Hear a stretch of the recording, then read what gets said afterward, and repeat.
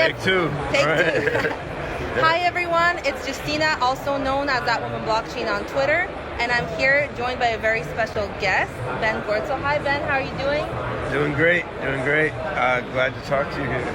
Yeah, same. I'm really excited. I really liked the presentation you did yesterday. I really like how you're moving forward in the space, and I'd love to get the audience to know about what you're doing.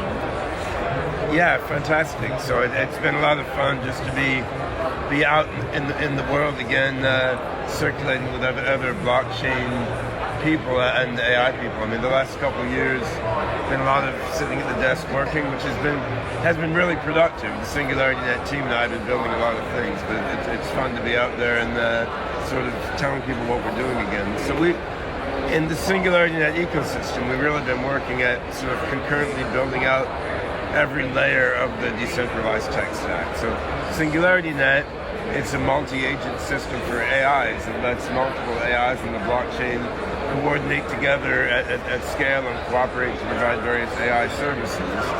It's sort of in the middle of the decentralized tech stack. So below SingularityNet, you have a blockchain, right? And we built SingularityNet initially on the Ethereum blockchain because we launched in 2017 and that's what was there then. We've been in the midst of porting to Cardano blockchain, which I'll talk about a bit in my talk in a few minutes here at AIBC. But while Cardano is way better than Ethereum in cost, scalability, reliability, and so on, we're going to do even better with Hypercycle, which is the new Cardano sidechain we're building, which is customized just for AI.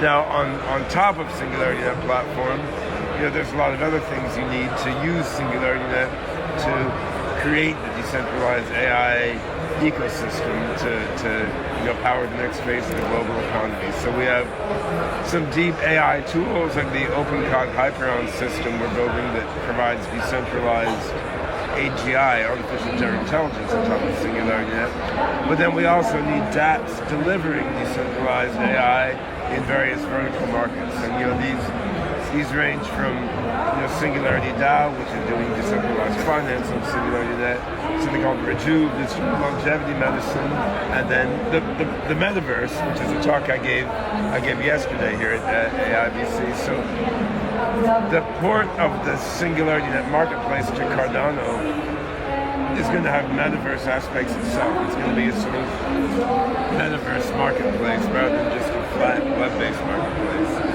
But we're also partnering with Hanson Robotics on a special metaverse called Sophiaverse. So we're taking our Sophia robot, which is the first robot citizen, a physical humanoid robot built by Hanson Robotics.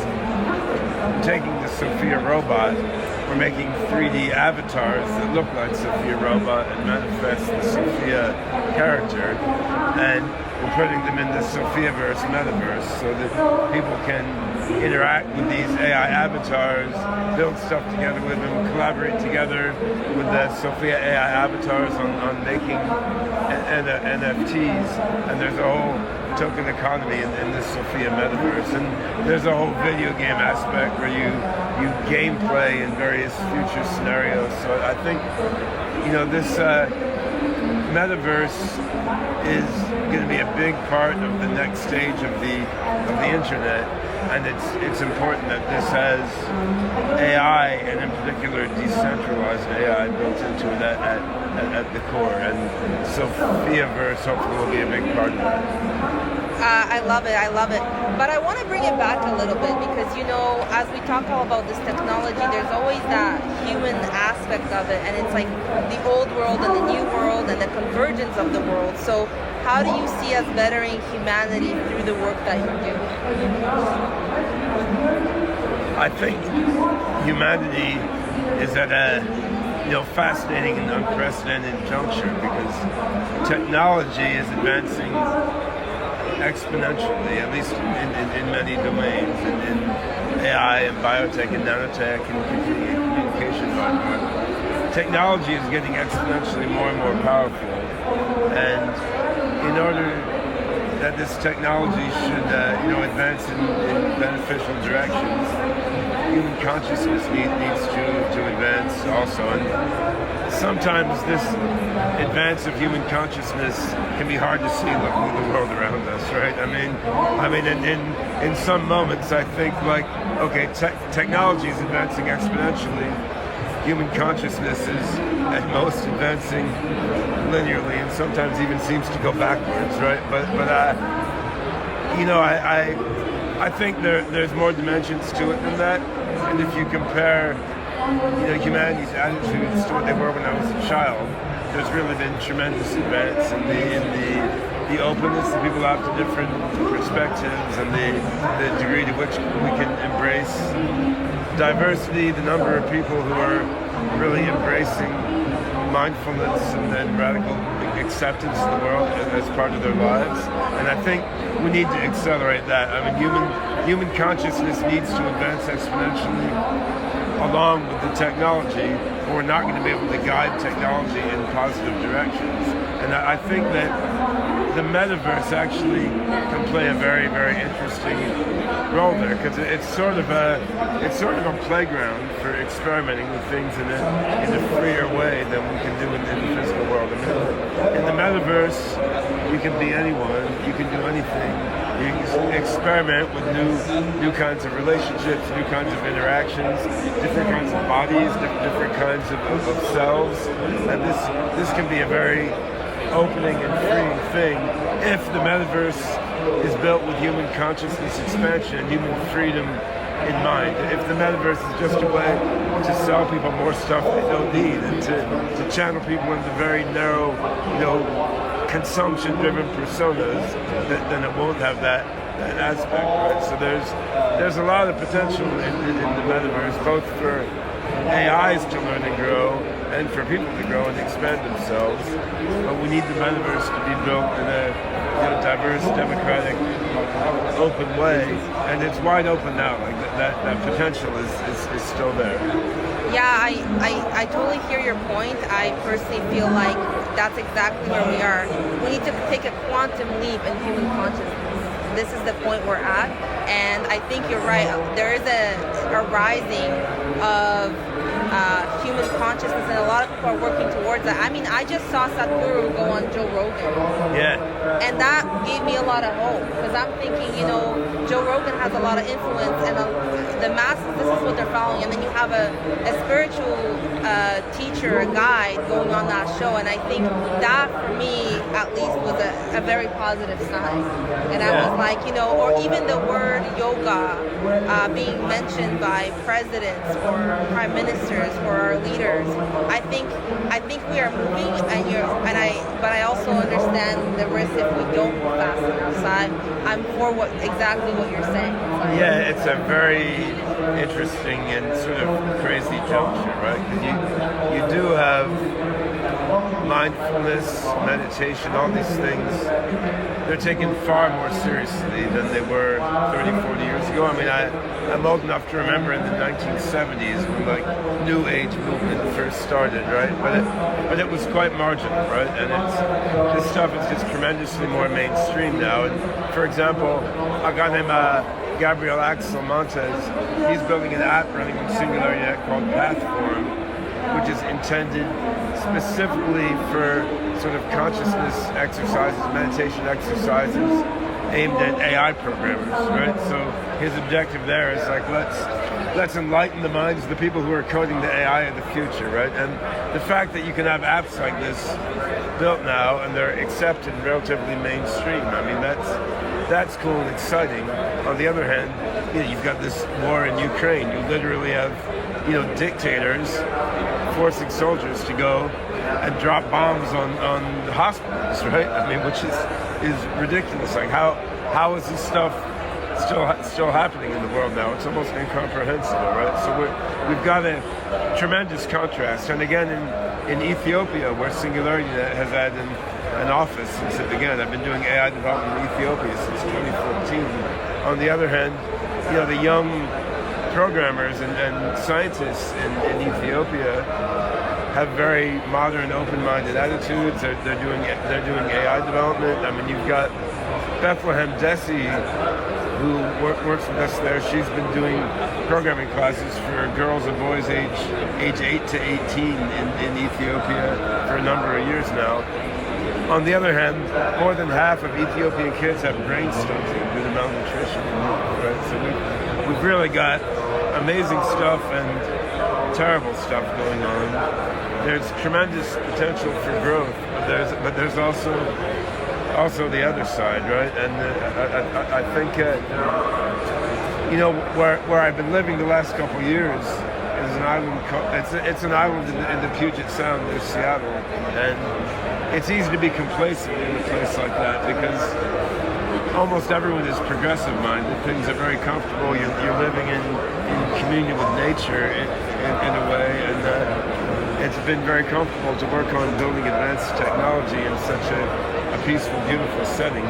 But yet, there's a lot of nasty shit happening in the world, right? Yeah, and you know what? To add to what you're saying, it's like, but at the same time, it's the pain that pushes people into presence, right? It can be, yeah. Although my son Zebulon, when he was 12 or 13, he said, Ben, pain builds character, bad character, right? So there's that aspect also. Certainly one can use the suffering, which is just imminent in the human condition, as the Buddha and many others have recognized. One can use that suffering to spur growth and to build compassion with the suffering that everyone else has.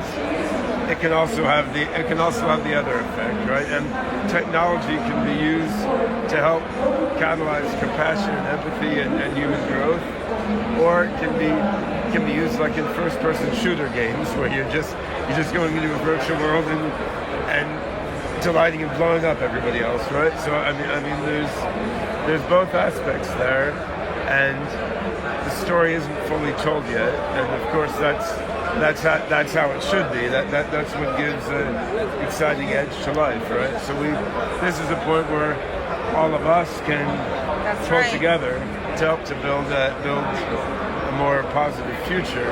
And just like biological death gives a certain piquancy to human life, you feel like, well, I've got to have these experiences, I've got to do these things, I've got to open myself up before I die, because otherwise then what, right? In the same way, the fact that we've got a probable technological singularity coming in 1 to 3 decades or something, I mean, this gives a certain edge to all the work that we're doing, right? It's like if we don't wake up humanity now, like then what kind of malevolent singularity might we have in 10 to 30 years? Well, I have something that may bring. I would like to bring this to your awareness. We're going to live through the biggest wealth transfer that's ever happened, and that's women getting empowerment, women getting money. And I run Women in Blockchain Canada. What I want to work on is doing more education and getting more women in. And women are more focused on social impact than they are just on the financial earnings. So I think it is a pivotal time, but we're going to need to get more women involved in more things like AI, technology, and things like this if we are going to move. Yeah, it's very important, and to be honest, it's an ongoing challenge as CEO of a cryptocurrency company. So our COO of SingularityNet, Janet Adams, is a woman we hired out of the HSBC in the banking space. So she's always pushing us to hire more women, and we I think do an okay job of it given the nature of the blockchain space, but it's an interesting challenge, right? Well, yeah, and that's why I'm so passionate about working now on a university in the metaverse, because now we're going to remove the barriers that people have towards education. There is going to be no more excuses, you know what I mean? Yeah, one interesting thing I found in Ethiopia, for example, historically we've tried to hire half women, half men in our office there, and our education program originally was Girls Can Code Ethiopia.